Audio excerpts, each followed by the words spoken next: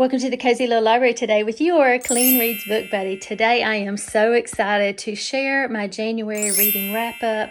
I had a lot of delightful clean romance, some even a little Jane Austen-ish, lots of Christian fiction, middle grade, and classics.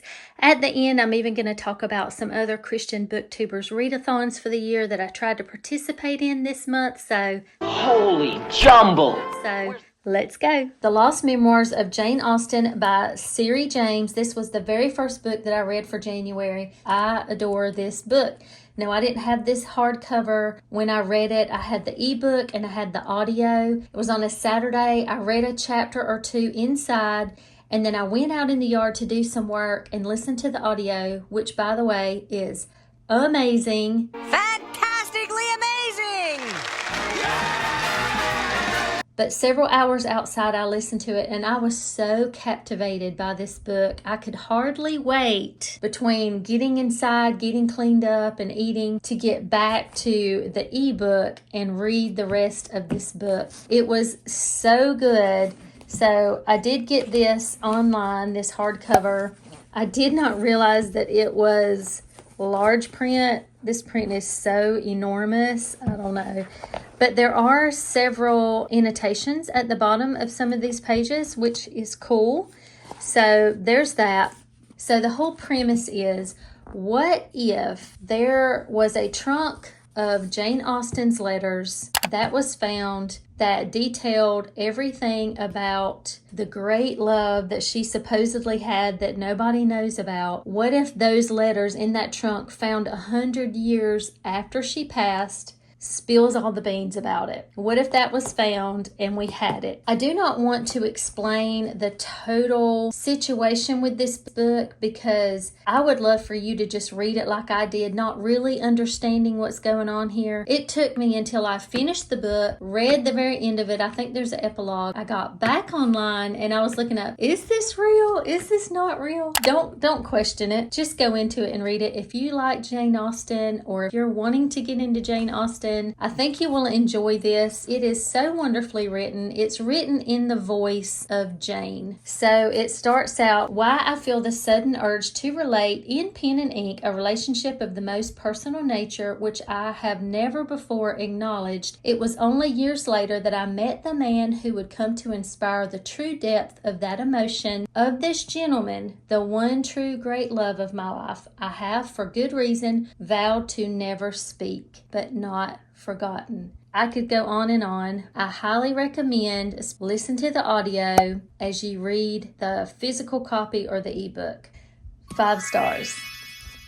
To Charm a Lady by Joanna Barker is book number 2 in the duology, The Cartwells. Book number 1 was A Game of Hearts. I loved this book. This was about Marigold Cartwell, her brother. This is the best friend, Cora. This is her story. But she's not all competitive about archery and all that like Marigold was. And I really, to be honest, thought that book number 2 would kind of be a continuation of this one. So you can see here it says, if you can't join them, beat them. Marigold, super competitive, has to win. Lots of fun. So as book number 2 started at the very beginning, I was like, oh no, this is not going to be the same. This is not going to be a continuation like I thought it was going to be. However, by the end of chapter 1, I was laughing, I was invested, and I fell in love with Cora right away from the start. She makes this blunder. She is finally on her own for a house party. Her very overbearing and annoying mother that always hovers over her and goes to all of these things, telling her who to talk to, the propriety she needs to have, which eligible bachelor she needs to sink her hooks into, right? Well, her mother is not able to come to this one, and right away, page number 1, she has already arrived at this very exclusive family's castle for this house party, and it is on the English coast. The atmosphere that is written about in this book is wonderful. We have a lot of description of inside this beautiful mansion, castle, the outside grounds. There's a lot of things that happen outdoors, games and such, which is what happens in chapter number 1. That is so funny. But then there are some scenes that are on the beach. She describes the view from her room. It's just, I love the atmosphere. Love it, love it. So it took me a minute to get over that this was not going to be another archery field competitive book, but it was very different from this one, and it was very unique in its own right. Chapter number 2 was the guy's point of view, and he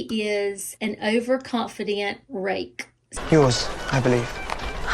He gets started, so I'll read you a little bit. The house party, the pillar of English high society, that wonderful event that promises days or weeks, if one is fortunate, of entertainment, unparalleled food and drink, and only the most desirable company, including myself, of course. I stepped out onto the back terrace of Highstead Castle and surveyed the lawn and guests. Invitations to Lady Inglefield's parties were always in high demand, and I'd rather been surprised when I'd received one, considering that we'd only met a handful of times. I adjusted my cravat and straightened my jacket, enjoying the feel of the sun upon my face after an endless winter and particularly cool spring. "Do stop preening," Bradley said as he moved beside me, crossing his arms as he examined our view. "The ladies will be after you soon enough, never you fear." I shot him a grin. "One never passes an opportunity to see and be seen, Bradley, especially with so captive an audience." So he and his best friend start talking about, again, nothing inappropriate, nothing crummy in any way, but they're just so confident that I was like, I don't know how this is going to go. But then my heart became endeared to not only our main character, Cora, but also our main overconfident rake as well. As the story progressed, it got more and more interesting, a little bit more adventure. There is even some villainous activity. Cora does catch the eye of Lord Stanton, the most eligible bachelor that her mother has commanded her to snag and,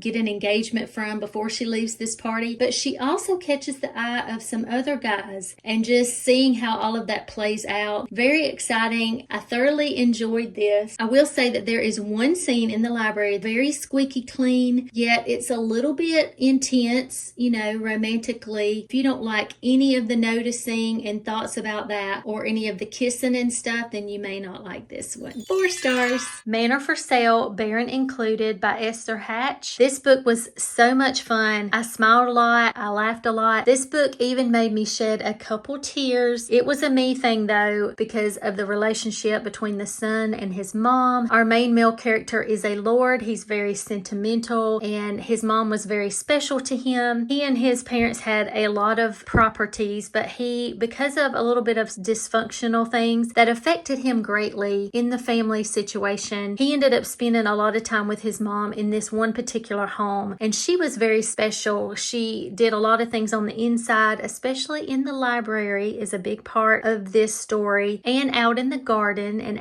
as a flower gardener, I love that part. That was so cool. But he is very sentimental about her. So there were parts of this that just tugged at my heartstrings and was so sweet. Yet he is very confident and a man's man, but then he has this other side to him. And it was perfect. He really made this book. I didn't relate as much with our female main character. I don't know, there was something about her personality, but her sister on the audiobook that I used in tandem with reading the ebook, and the sister sounds just like Beth in Little Women 1949, I think is the adaptation that I'm talking about.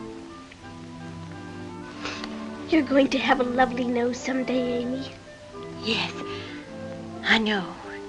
Sentence 1, I am highlighting quotes. It was very quotable book, and it was a sweet Regency, squeaky clean romance, but yet there was a lot of depth to the characters and why they acted the way they do. Just their banter together, but not just the banter. They both are such unique people when put together. She's very confident. He is too. There are so many scenes where I laughed out loud so much, but if you don't like those books where she's noticing him and his muscles and his chest. There's a lot that goes on around his big muscular chest, okay? But nothing out of the way, nothing inappropriate. His attitude, he's just so smirky and confident, but in a good way. And it's hilarious. I loved it so much. Highly recommend this one. 5 stars.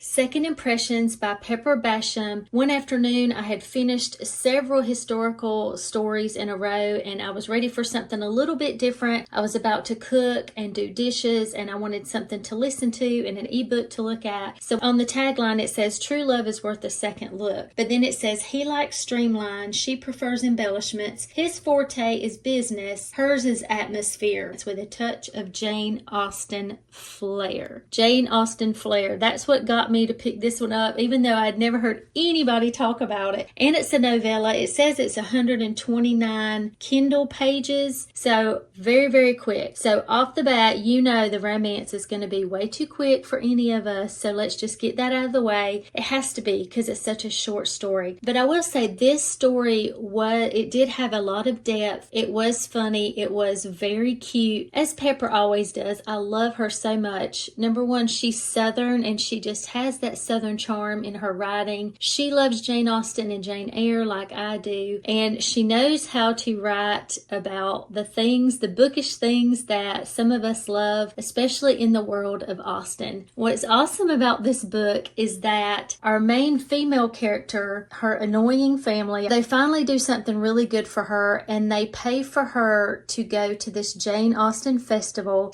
Her family pays for her to be able to go to Bath, England, to go to this thing, and it's like for 10 days. And so she's super excited, and she's been through a lot of hurt. She's actually a young widow. And then this guy has nothing to do with Austen. He is there because his family owns one of the hotels that's right there in the midst of all of this stuff. But of course, he's all business. She's all fairy tale. And it's so fun because it reminds me of myself and my husband, could not be more different. My head is always in the clouds, and his is always like, a rock, sensible, and I'm just like la la la. But anyway, I wanted to share just a couple quotes. Another thing about Pepper Basham, this book is so quotable, like most of hers, because she just gets my Austen brain, my fairy tale brain. So let me find a couple of these quotes here to share with you. He goes into a building where people are being taught how to dance like they did in the Regency era, and he's never seen anything like this before. So he says, "A touch here and a release, a twirl, a bow, linking arms in a row. Compared to the usual gyrating flounce all over the silver screen, this style held a fascinating elegance all its own." I thought that was really cool. And then, so there's a mishap with the hotel, so they're having to share a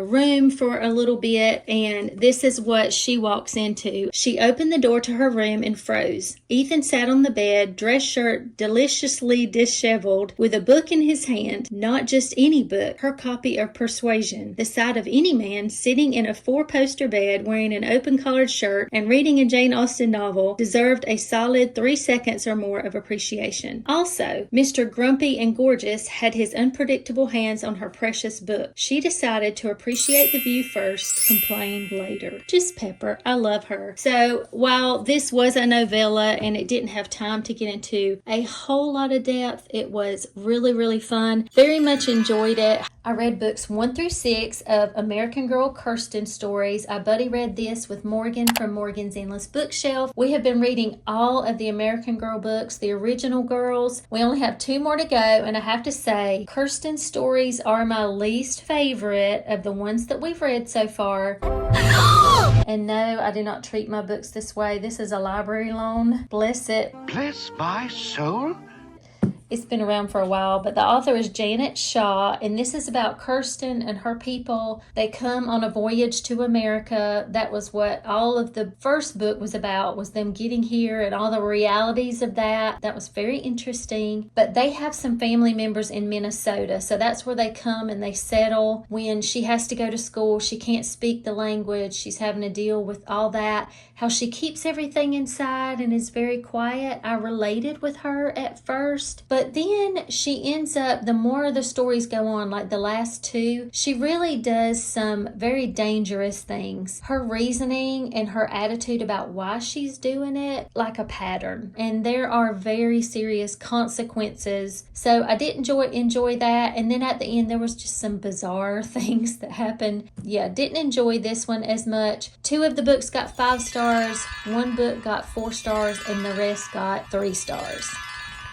The Headmistress of Rosemere by Syrie Iliad is the book for January that I read with my patron members. Love y'all so much. We had so much fun with this. If you did not know, I'm not good at talking about my Patreon. I need to do a video all about what is included there, all the fun that we have. But when we do our one big group read for the book club, we vote on several choices, and those that want to chat on the daily, we can do that. That was requested by one of the members. And we come together on some things, we vote on it, and this is what was for January. Because of this cover, the descriptions inside about this wintry scene are just as wonderful. So atmospheric. Love it so much. Now, the reason that I have this book here is I wanted to mention that The Headmistress of Rosemere is book number 2 in the Whispers on the Moors series. But this is book number 3. You can read these as standalone. Of course, the only commonality to the 3 of them is the place in which they take place. I read this book back in October. It was the first weekend where we were going to have cool weather. I had some time alone, and I did like a binge reading vlog, something that I just don't typically do, but I was so excited. I will link that video in the description box below, just in case you didn't see that. But this is the book that I read in January. Very atmospheric writing about this wintry scene. I'll read you one thing. It says, "Snow started to fall yet again, gently and dreamlike at first, in fluffy white flakes floating down in the morning's budding light. The spicy scent of cold and ice surrounded him." There is like a fight among men in the first chapter. That's basically what it is. But it is kind of the trope of the wounded man showing up on her doorstep. So if you love that, and he's dark and brooding, he ends up on into it a little bit. One of the things I thought was so cool, the stoic, brooding estate landlord hides a tender heart that cares for the underprivileged kids, animals, all the things. That's all I'm going to say. I gave it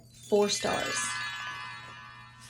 Short Straw Bride by Karen Witemeyer. After reading and loving More Than Words Can Say, took a little break, but I was ready to get back to this new to me genre, this whole historical Texas Western Christian genre, and I was curious which one I should read next. Well, in one of my last videos, one of the watchers, subscribers, Jamie, commented, and I asked her what was her favorite Witemeyer books. She mentioned the Texas Ever After series, and then she mentioned this book. And Morgan from Morgan's Endless Bookshelf had just been talking about this series, which is called The Archer Brothers. This is book number 1. She was gushing about book number 2, Stealing the Preacher, I believe it's called. And so I thought I would start with this one. Our little female main character, Meredith, overhears a lethal plot where someone is out to get the brothers and going to come and do something on the land. And she had a little incident with this oldest one when she was a young girl, and she's always been pretty infatuated about him. He was a little bit older than her, and he did this really super sweet thing and a very chivalrous thing for her that he didn't have to do. And ever since, she's just always had this thing for him. But they never see each other because the Archer brothers keep to themselves. They're very private, they're very protective, and they are serious about security. There are gates around their land, and their guns are ready to go if anybody tries to just show up on the land. So she goes to kind of warn them, and then from there the adventure ensues. She's very tiny but feisty, but she has a very good heart, and she tries to help with a couple things. But I thought this was a lot of fun. I felt like our main male character went a little overboard in his possessiveness and his very hard shell attitude. This one is pretty heavy and intense on the romance, so if that's not your cup of tea, I would pass on this. Just warning you about that. 3 stars.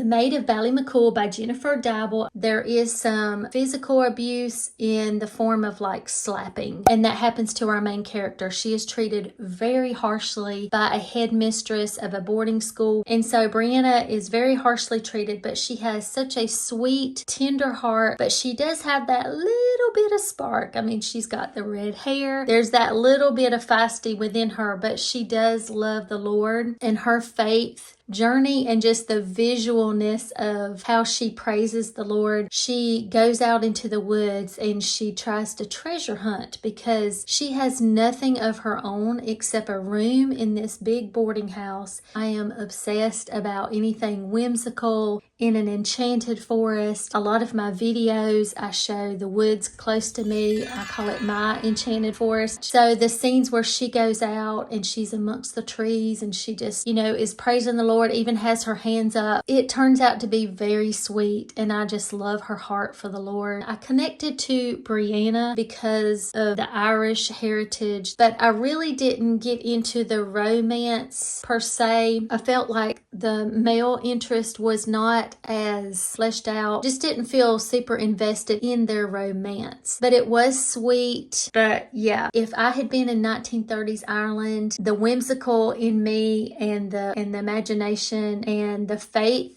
Brianna and I would be fast friends for sure. It was a great mystery. There was not gruesome stuff happening. Very cozy, like the atmosphere. I really love the author's writing in this. I was very into this world, and when it was over, it took me a few days to get out of that world, if you know what I mean. So I gave this one 4 stars. Many months ago, I started adding into my wrap-ups what book of the Bible that I have read for the month, and near the end of the year last year in 2024, I mentioned how I was praying about which book to do next. I was ready to really get into slowing down and digging deep into Bible books. And then within my Patreon, some of them were like, oh, we would like to do a Bible study together. And so that's what we've been doing. And then with the start of the new year, it was time for another one. I opened up the floor and the suggestion was Esther, but I do have a printable and all that each time. So if you do not have a Bible study and you would like some trusted friends to be able to discuss those things with, we invite you to join us on the Patreon. It has been so wonderful. The ladies are amazing. Love them so much. So the book of Esther, all the stars. I did a reread of the Iliad by Homer. I had read it and the Odyssey a very long time ago, like probably many of you, but I have been inspired by Cheryl from Candlewick Library, who has been doing a British literature course on her own and about to start, I think, the American literature one. And I've wanted for so long to go back and read some of the ancient classics because my beloved colonial American era that I'm so crazy about, they were so influenced, our forefathers, by the ancients in the way that they decorated, the books that they read. And I've been very interested in starting a college course to go back through the literature from the start. And so these were the first books. Now I wish I had gotten to read the Odyssey instead of the Iliad because it is a lot more low-key and less violent, because of course the Iliad is about the darkest parts of the Trojan War, and there's a lot of conflict and rage, revenge, and situations going on. And it still just is so awe-inspiring to me how people wrote literature like this back in that time. I just have such an appreciation for that. So I did get to enjoy it in this beautiful copy that I love so much. And I will not rate it, but yeah, got it done. And last but not least, I started The Princess and the Goblin by George Macdonald, book number 1 in the Princess Irene and Curdy series. Now, I didn't finish this in January, but I bring it up now because Morgan from Morgan's Endless Bookshelf, her Christian fantasy, I wanted to support her even though I am not a fantasy reader. Author George Macdonald that is beloved by many, and I've never read anything, so I consider it a classic. classic. So I'm not only getting a classic in, I am going to finish it in February, and that is when Taylor and Friends readathon. I did participate in the 1 month epistolary January challenge put on by Anne, Jane, Miriam, Kelly, and Cheryl. And then I got a head start. I was talking about Taylor's Once Upon a February readathon just for February. And Celestria, Kat, Katie, Christy, and Reese are helping her with that. But then the year-long ones, I mentioned Morgan's Christian Fantasy Challenge. Jane has the Christian Fiction Challenge. And then Anne has the year-long Reading the Classics. And Charlene is helping Anne with the Jane Austen 250th Birthday Challenge. So check out all of these fun things. And like me, you can participate without fulfilling all of the prompts. It still counts and it's a lot of fun. I hope this was helpful so that you know what to pick for yourself. And until next time.